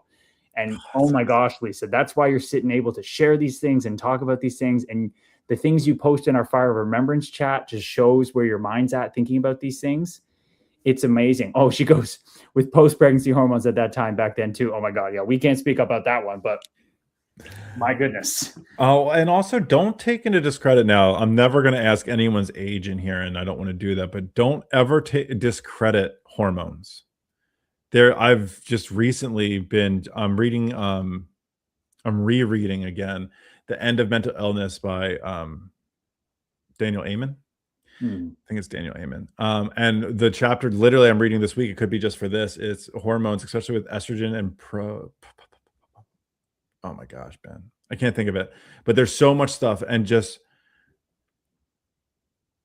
if finances, insurance, or if you're in Canada, I don't know what that whole system looks like. If you can get blood work to talk and like level, like about your levels, that might be just something that helps your mind be like, this is why it's even elevating, but this has been so long. So it's not just this, but progesterone. Thank you, Steph. I very, very much appreciate you getting me to that. But one thing to remember is exactly what Eric is saying. You are doing amazing. And listen what Linz goes, she's pretty awesome.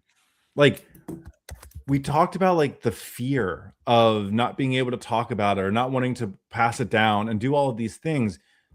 But look at the relationship when you're open and honest about it. All of a sudden, Linz is here. She can talk about her fears. She has a place to go because you're open and honest. So she feels open and honest. Like, that's where, like, I love. Do you know how many people in not just your generation, my generation, our generation above, like, don't talk about this because they don't know how to? You both, anyone having this conversation in here is doing amazing because you're talking about it. You're demystifying it. And then once you demystify, you're allowed to create the relationship to it where it just starts day by day getting less and less powerful. Oh, I love that word. Demystify it. I love that word. That's Aju Shanti. I showed a little clip to my friends the other day. This spiritual teacher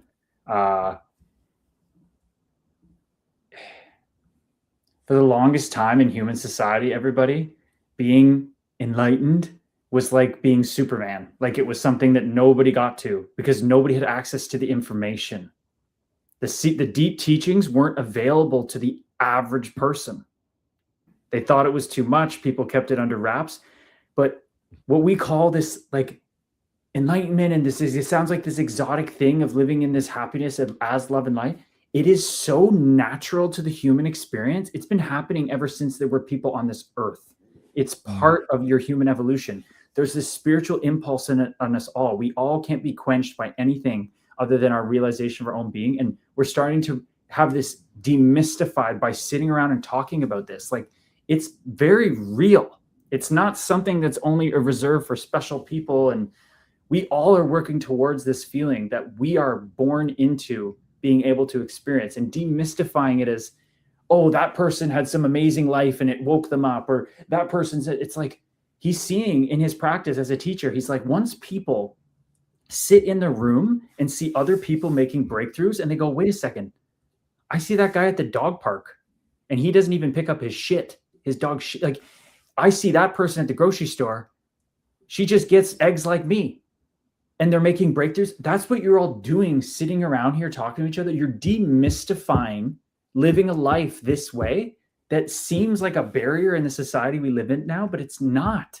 It's actually the greatest gift to be living in a society that's pounding us with fear and all these things because it wakes you up. And my goodness, this quote is hitting for me on my journey recently. One of the great teachers said, pleasure puts you to sleep.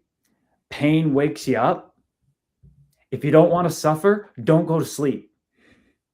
And it's just like, for someone who's so sensitive and always chasing the pleasure and fear and scared of the fear, it's so simple for me right now. Seeing that, it's like, it's just demystifying that I actually don't need anything. I don't need to seek pleasure. I don't need to seek opportunities for pain to find me. It's all going to find me.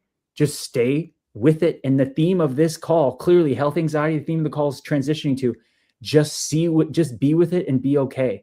And my last little share here, my mom, she's getting the point to using a mantra. So everybody doesn't know, a mantra is something you use when the mind is running and you can't get out of the loop and it's causing you torture, right? It's the mantra is used as like a mini vacation, a place to place your mind on a positive thought or a positive instruction.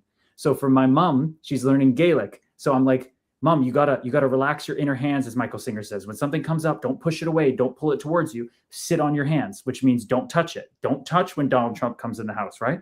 So she's like, okay, well, what am I going to do? I really like the word fuck it lately. She's reclaiming swearing. She's like, I'm going to say fuck it. Like, fuck this. I'm going to sit on my hands, right? And then she's like, no, wait, I'm going to say it in Gaelic. So then she made up a mantra in Gaelic.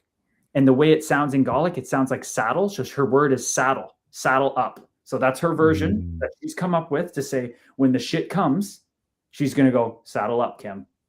And settle into that saddle for her. Whatever that horse goes, settle in and just be with what comes. That's the theme of this stream, everybody. I love that. It's so funny. My mantra is, and that's okay. And anytime I'm feeling it, like, so I think of like your experience with that person's comment.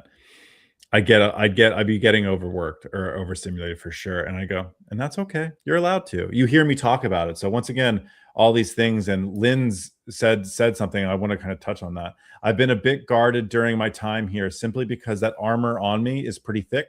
But seeing a space where people can talk about their hardest experience gives me hope for shedding my layers. One, that's so huge. And I'm going to express I'm going to relate to you through my experience that helped me. The more I talked about it, the more I demystified it in communities like this. Now, once again, I kind of went to the extreme and started creating content. If you if you watch my episode, you'll understand I kind of made a deal with myself and my way of helping others and fulfilling that deal with myself was helping others through it, was telling my story.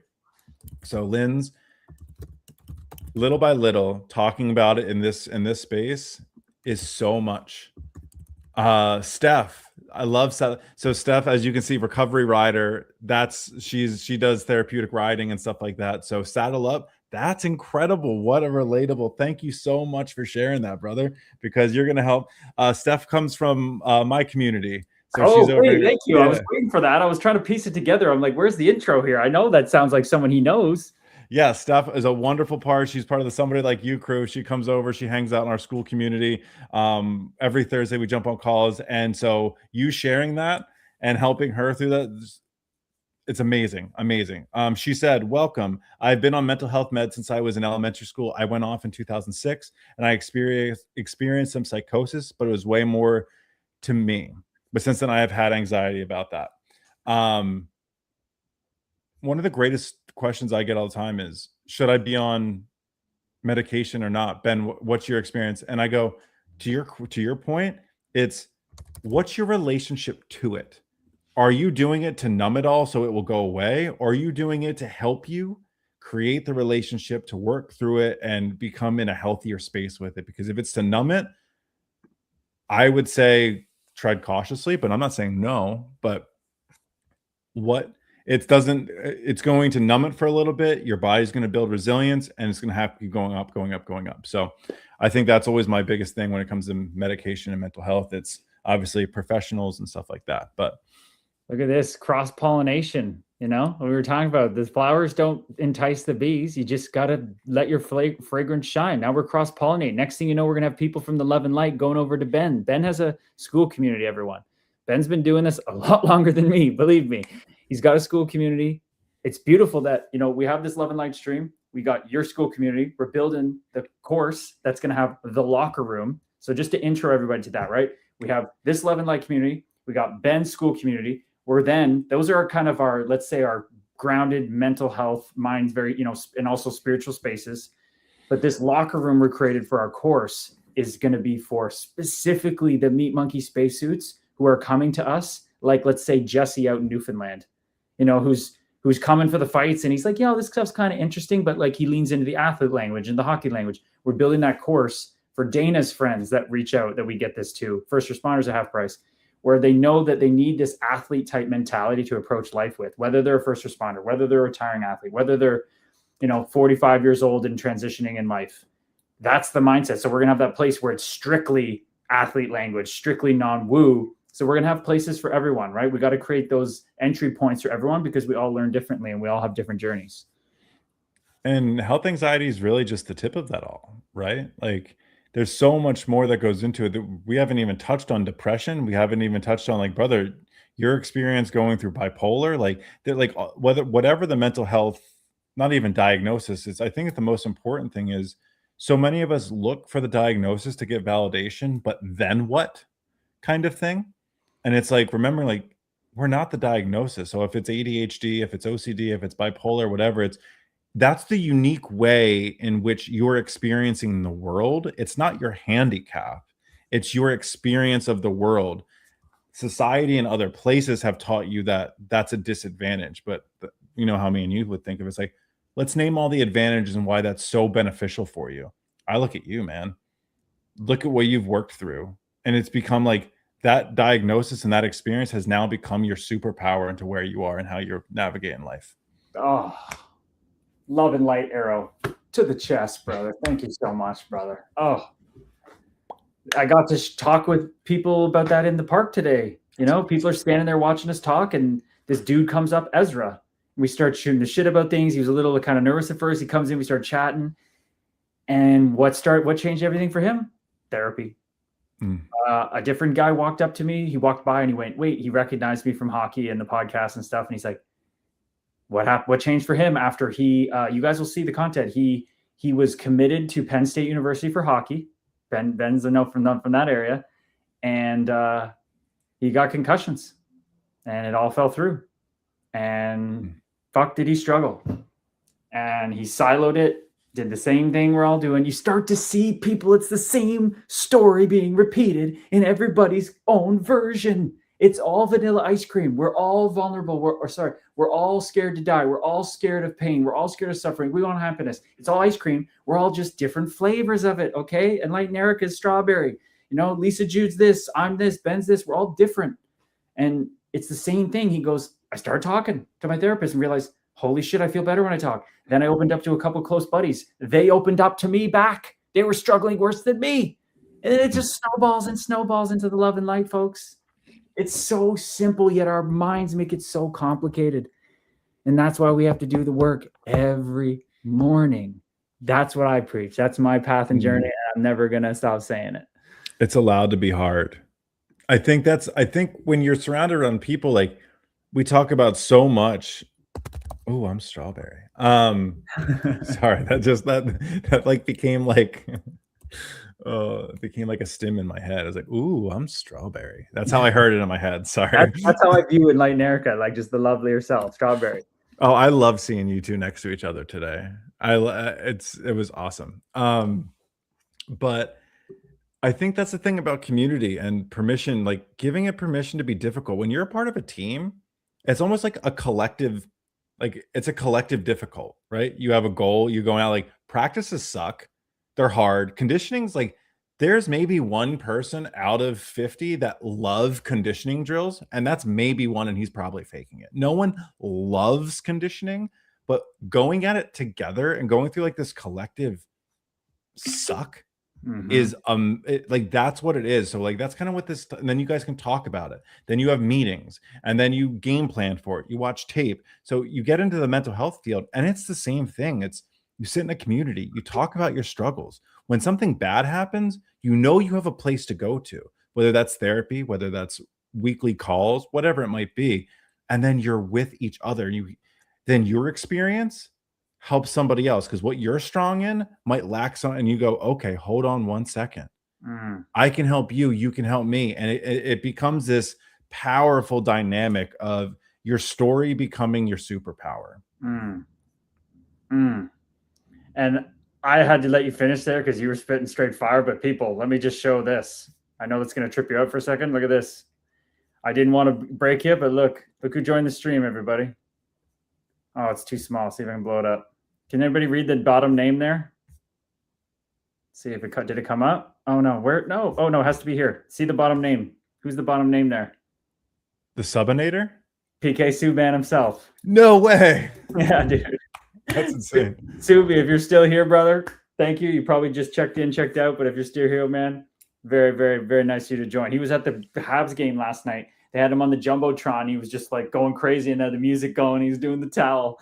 That's what a guy awesome. we could have on the pod one day to talk. God damn, he's fought through some shit, man. Some interesting experiences. That guy. He was in New Jersey at one point, right? He was. Were you at the same time? Were you in the same time? I missed him by a year. Oh, okay. So we went what in 20? Or you were there in? He came in 2021, I believe. 2020. Yeah, 2020, 2021. He came, but we connected because of obviously advocacy work. But he was nominated for the King Clancy finalist the same year that I was, and he actually won it. He's donated so much money. He donated a whole hospital wing in Montreal. It's called the PK Subban wing, like $10 million. Like, it's awesome, man. So he's a guy that I would love to pick his brain about his journey, because that guy's lived. You want to talk about a unique hockey journey? My goodness, dude. And what's really cool, I was a big fan of his when he was in Nashville, right? And then obviously continued his career. I think something he did incredible for the sport is he's such a good personality that he like made like the hockey, like where Biz is at now, like it became the space like for people, like I think Four Nations hit. And his commentary, like leading up to that, and then just the relatability, jumping on all the shows. I thought it was so cool because once again, the casual fan like me, he was so digestible, and having these people behind the scenes of living such a like tremendous career, being able to talk about it and behind the scenes stuff. So I think he just absolutely crushed it. And obviously you're talking about all the incredible work he's doing. That's awesome. That's so cool. He's a big lightning rod for the game. People show up for his content, whether they agree or not. Yep. They really come out for him big time. Yeah. His brother bought him a beer at a road game one time when he was a healthy scratch. Awesome. That's super cool. They are when I've come across them, been the nicest people. Cam says he used to watch his brothers play for the Belleville Bulls. Yeah, dude, one of his brother, Malcolm Subban, who's a pro level goalie, he was a top 5 draft pick in the OHL going to be as a defenseman. And then he like was on pace for that. And then he switched to goalie like a couple of years before and still got drafted. Like that's how talented these guys are. Man. How do you switch to goalie after you're already a sick player? Like nobody said to him, "Hey kid, you're gonna stay as the defenseman." He went, "Yeah, right. I'm gonna be a fucking goalie." He said, "Screw you, everybody." Fucking guy, holy shit, man. I think I was just watching something. I don't know if it was Chris Chelios. Did Chelios play with Gretzky in LA before he went to Detroit? I know Chelly played in Chicago, Montreal. I don't think he crossed the Gretzky. No, I can't remember who played. I can't remember who played front of the net in LA. But I just saw this reel the other day, and he was talking about Gretzky joined LA, and he wasn't getting as much ice time on the penalty kill or on the power play because Gretz came, and so they pulled him into the front office. They're like, hey, we know you're like whatever, you're not putting out as much as you want, but like don't take it personally. Like you're gonna get there. And like we wish you played the front of the net. And he goes, oh, I played the front of the net in the AHL and coming up all the time. And he goes, this was in the 80s, so there wasn't any tape. And so he's like, I just lied. I never played in front of the thing my entire career. And he goes, I'm known for playing in front of the net my entire career. And I lied about it. So just hearing about like the type of athlete you have to be to jump into positions you've never played. Now going from defenseman to goalie is absolutely insane. But like it's such a wild story. Like there's a different level of ability at that stage where you can just like jump in and be like a top level performer in positions you've never played. Maybe it was Luke Robitaille. He was like the star there, and then Gretzky came in. Yes, that's who it was. It was Luke Robitaille. Nice. Okay. I feel like he looks like Chris Chelios in my mind. He definitely does. No, right? I can see that, like the hair of it. He's just Chelly's just the guy that lived in the damn sun. The guy's like tan more than leather. Like he's just the stories about Chris Chelios are crazy. Chris Chelios played till he was like in his 50s in Chicago in the AHL. What he did was he got everywhere he played. He did this, but he would drink like hard every night. But he would have a bike in the sauna, and he would wake up early, get to the rink early, be in the bike on the sauna to sweat it out, practice, then just do it over again. That was what he did. That was his, and he was a Hall of Famer. That's insane. Like once again, everyone's got their journey. Like everyone's got their way. And that's what I'm saying. Like there's no right way to do it. Find the right way for you. And I'm going to do my best not to judge anyone for their journey. Like, whew. Amen. Man, this has been a fucking stream, people. This is where the good stuff is. I mean, I keep thinking the takeaway, which gets me always fired up, is that it's the same. It's always the same for me, but it's just, you just sit with it. You sit with it, whatever that means to you, whatever that pathway takes you, a mantra where you repeat in your head when it gets tough, you use positive thinking, you sit down to meditate, you do 3 of them at once, you find your way. And I shared it on my spiritual account today, Collective Memoria. If everybody's not familiar with J. Krishnamurti, so he was this kid who I think it was called like something, think of like a spiritual society, and they were looking for their like next Buddha. They were literally thinking this next person was coming, which is crazy to think. That shows the flaws in their society right there, putting that pressure on someone or anything. So they find this one of the clairvoyants of the society one day sees this Indian boy on the beach and is just like the love and light's blinding off this kid. They're like, this is the kid, this is the Buddha, this is him. They bring him in, use all the society's resources, train him, educate him, the whole deal. They said there was so much love and light pouring out of this kid. And he was too pure love and light, because once they gave him the keys to the society, said, okay, it's yours now, Buddha, do your thing. He went and dissolved the whole thing. He brought the whole house down, dissolved this whole society, and said, no man owns the truth. No person can lead you home. It is your journey that is specifically unique. So that is why we harp on this. That is why we're building our course. I'm not the GM and owner of the team. I'm the captain of the team on the course. Ben's the assistant coach. We're the people that support you and surround you and build the framework to say, get out there, kid, or a kick in the butt, girl, whatever it is. Nobody holds power over you. And if everybody wants to tap into this story too, there's a great legendary book by Herman Hesse. It's only like under 200 pages. It's called Siddhartha. And it's all about that you can't walk anybody else's path. This boy in this book meets the real Buddha in that time. And even he knows to neglect that path because he has to walk his own. That's the most powerful thing of it all. It's remembering that you are the Yuru. Like the whole point of this journey is finding your path.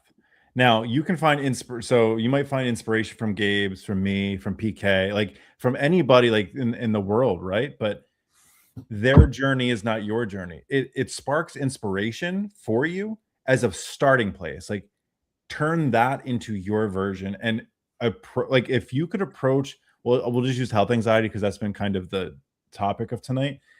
Approach health anxiety with curiosity instead of fear. Oh, Like, be curious about it. It will change everything. Be curious. dude. The synchros. Another teacher online, he said, Krishnamurti told him this story. He said, if you have problems with your mind, go to the garden and just be curious about everything, about every leaf, every blade of grass, every ant on the leaf, every flower. And you could do that because a lot of us like pretty things and flowers. And he said, do that for whatever amount of time, 30 minutes, and try to immerse yourself. Every time thoughts come up, it'll be easier for you to be focused on things you're interested in, beautiful. He said, then go inside, shut the door, and do the same thing with your mind. Sit in the dark, silence, whatever, and be curious about your mind the same way you're curious about that garden. And your life will just start to change. That's what meditation is for us people. You're just getting curious because you're sitting there, you know you're safe in a room, you know you're not in danger, and you're going, okay, what can come up today? What am I going to be? What am I going to learn today about myself? Get curious about it. And you start to map your mind. You start to see where certain things come up. Oh, this one's tight in my chest. This one's makes my back hurt. You know, I can't stop scratching this scab. Whatever it is, you start to see the mind do its thing, and you can't possibly be it. The longer you do this, you can't possibly be this mind. You can't possibly be generating the thoughts. Every single one of us cannot predict the next thought that's coming out of our head. You may think you said, oh, I said I was going to say this. You know there's another 3 running in the background. Come on. They talk about WebMD. They're talking. Sharzy said the problem with WebMD isn't your friend. So remember this. Now the world's getting a little bit different with AI and stuff. So, but for the longest time we'd all Google the stuff, right? Well, remember this. Google is a search engine, and what that means is what Google's going to put up at the top is the thing that gets the most clicks. The thing that probably gets the most clicks is the most fear-inducing because that's where everyone's attention is going to go to, whether it be social media and fearful hooks, all like. So what you're clicking on is the most fearful thing because it gets the most clicks. So now when it comes to AI and web, like, so that's just the power of your awareness. Something that always helps me is you're paying with your attention and you're spending your time. If your awareness is currency, watch what you're paying for. So always pay attention intentionally and always spend your time intentionally. Like right now, I would say, what's your investment from spending your time and paying your attention to this place? Is this a positive investment for your time and your attention? I think so. I hope so. It's a damn positive investment for my mind and my journey. Same, dude. Oh. Right. Sharzy said it. I love that. I had no idea until you searched it. Yeah. It's wild. It's wild. It's remembering like, oh my gosh. You have red on the other side of your head. I was like, did you go toe to toe with someone today for content? It's put my hand on my head. I was like, I can't wait to see this content. I was like, you told me you weren't putting the gloves on and fighting anymore. Dude, a huge dude comes up to me and he's like, it was when I had the sign up and said, do you want to drop the gloves with an former NHL fighter? And he's like, what is this? And I'm like, what do you want it to be? You know, because I didn't really have a plan. I just was like, let's just see what happens. And I gave him the gloves. And we're like, okay. I was like, drop him. He's like, okay. We dropped him. He was like 2 of me. And we're starting to tie each other up and everything. And he's acting like he doesn't know what he's doing. And then we stop and he's like, well, I'm a boxer. You want to box? And I'm like, oh, I'm out of here. Fuck that shit. It was so much fun, dude. It's going to be really interesting. But for everybody here, this is where you guys come on the stream. You get the inside stuff. I'm literally talking to this guy named Ezra. I think he'll be joining the stream with us at some point. He's the guy that said therapy. One of the guys that said therapy changed everything. Great guy, cool dude. We're talking, and I'm so locked in talking to him because I'm just so present with him. I don't care if the freaking Jesus walked by. I wasn't going to distract me. I was locked in on this guy's story, just like me and him. And as I'm talking to him, literally one of the superstars of the Maple Leafs walks by. Matthew Nice. That's wild. Matthew Nice walks by walking his dog with a friend. Okay. He walks by, he stops, looks at the sign, just taking it all in. My guy, Tyler, and Erica are standing right there. Tyler's like, right? Brandon's like, fucking Matthew Nice, right? But I'm so locked in on this Ezra guy. So we just keep talking, and we talk for like a long time. Some of these things turn into like 5-10 minute conversations. So Matthew Nice keeps walking. He stops, turns around, looks back again. Brandon, who's holding down the fort at our bench, he walks over to Nice. He goes, hey, man, like that's our buddy, Curtis Gabriel. We work for him and stuff, and he's doing content. He's like, he knew my name. He's like, oh, okay.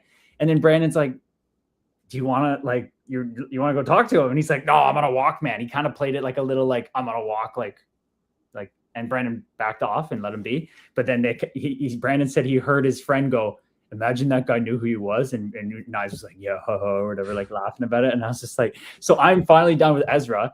And they're like, dude, they had to wait like 5 minutes to tell me they're fucking Matthew Nice. And it's like, come on, that would have been awesome. He comes back around when I'm talking to the next person. Is like looking, he wanted to come talk. Right? Like, hey, I'm hoping that we get a clip because Tyler was videotaping me. I'm standing there and Nice walks in front of us. So we're going to have it like when Matthew Nice walks by and you just don't even know. Like, anyway, hopefully just make funny content about it. Dude, that's just you though, man. You are so intentional with your conversations. And I'm sure somebody would, like you said, Brandon was probably sitting there like, they knew not to say anything. I bet you they were kicking themselves, but I think they knew that that would just that's not our brand, people. Yeah. Everybody's the same in the different Meat Monkey space. Who cares? It's Matthew Nice. We can wait. That's literally like why you're doing this, though. We had a moment the other day. I was talking about like you're going on these podcasts and they're loving you for you.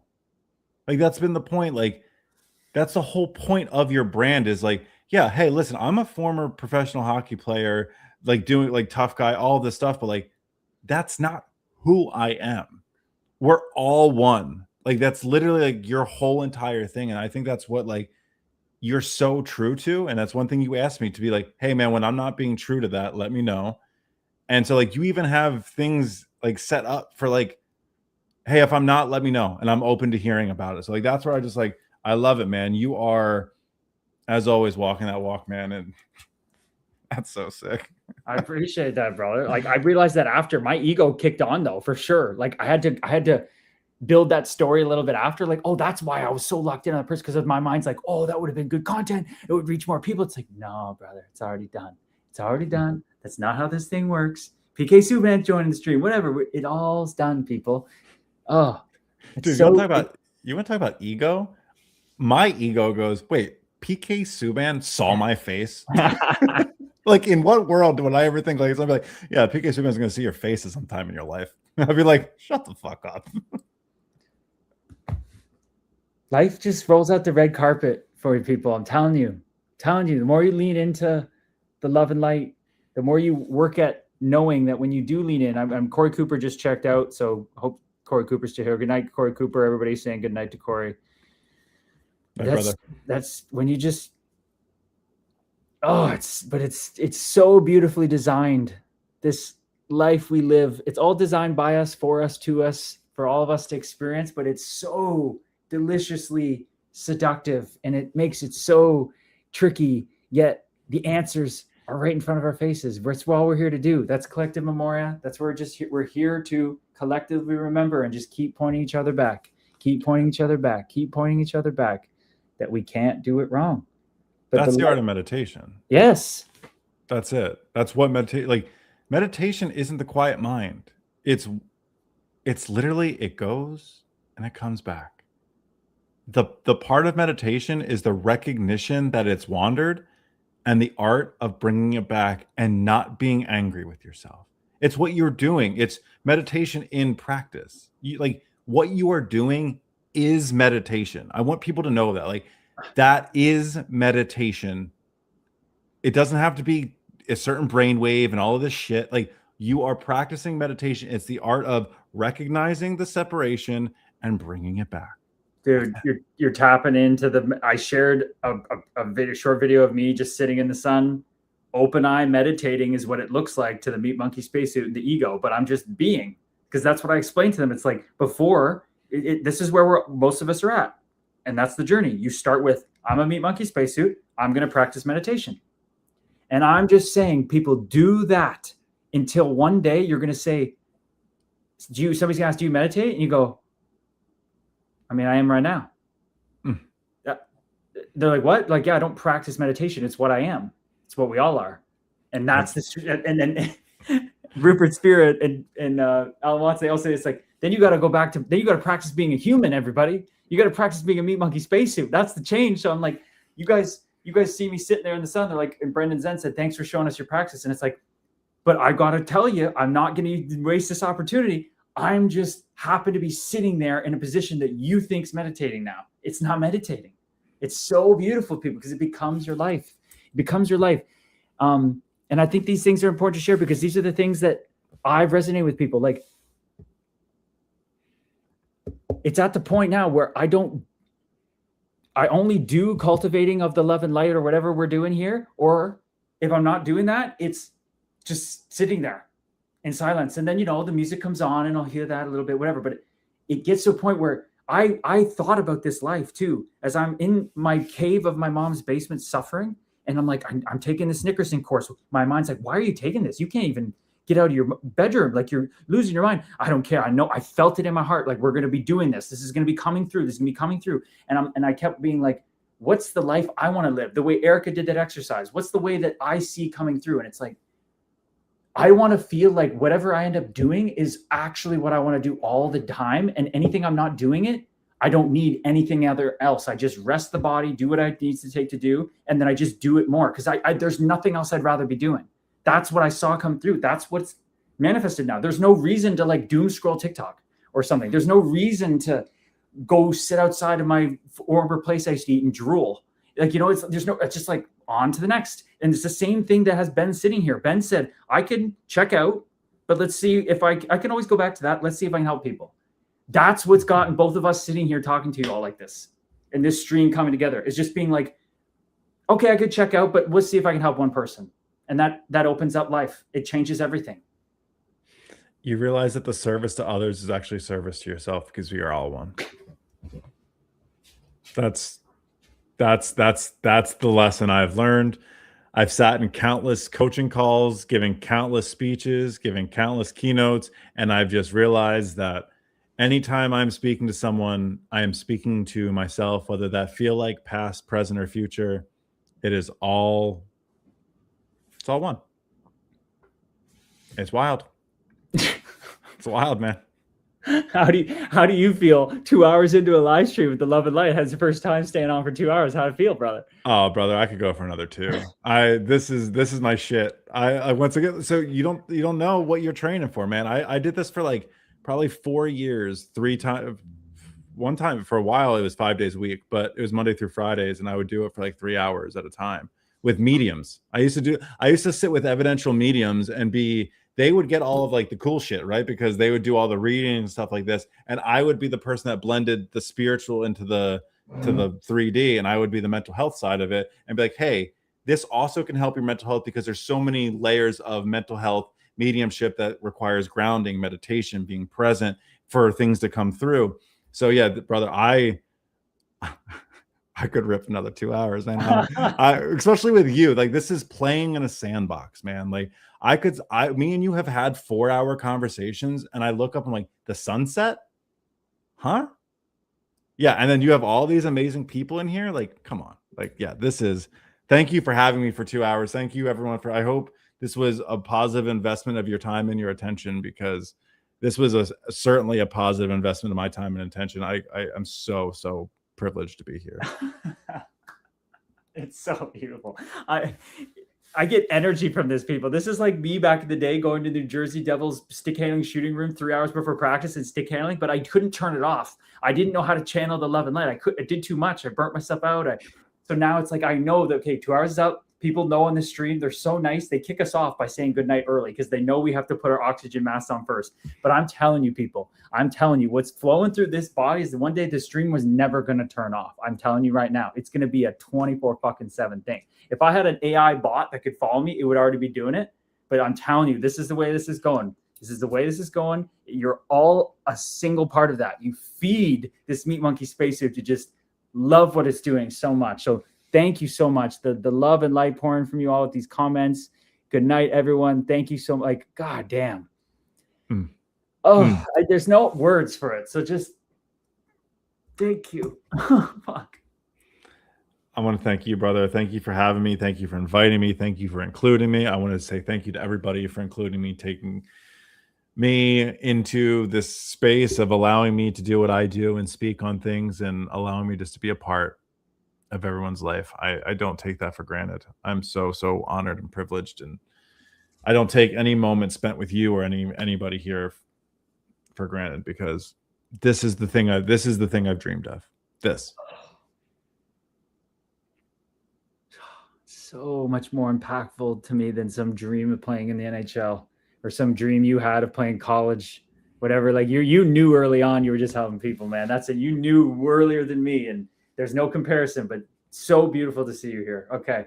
This is my dream. I want you to know this is the show for me. Like, this is, like, I may have wanted to play and do all that shit, but like, this is the show. Like, this is that version of when I told you in the podcast, the kid thought he was a light going to help the world.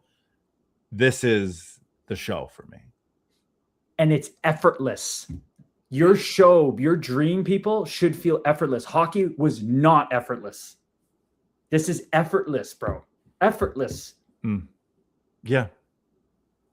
Trained my whole life for it. You've trained your whole life for it. Everyone in the chat trained their whole life to be here. You're not broken. You're literally, Erica, I think, said it earlier up in the chat, like, all of us are literally the same, 100% working through all of the same things, our versions of it, and we are raising that frequency just by being here together, by uniquely being us, whether that be health anxiety, whether that be depression, whether that be bipolar, whether that be whatever it is. You are a superhero because you are here talking about it, giving other people a place not to feel alone. We may be a face sitting on the screen right now, but you are all of the radio waves behind it that is allowing the music to play. A fucking man. Mic drop. Namaste. Love you all.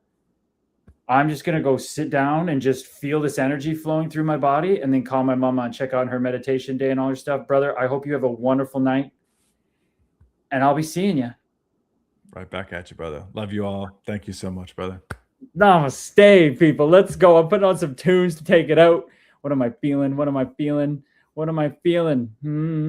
How about this? What is love? Baby, don't hurt me. Don't hurt me. Here it comes. Oh. Baby, don't hurt me. Don't hurt me. Come on. No more. Track me. Track me.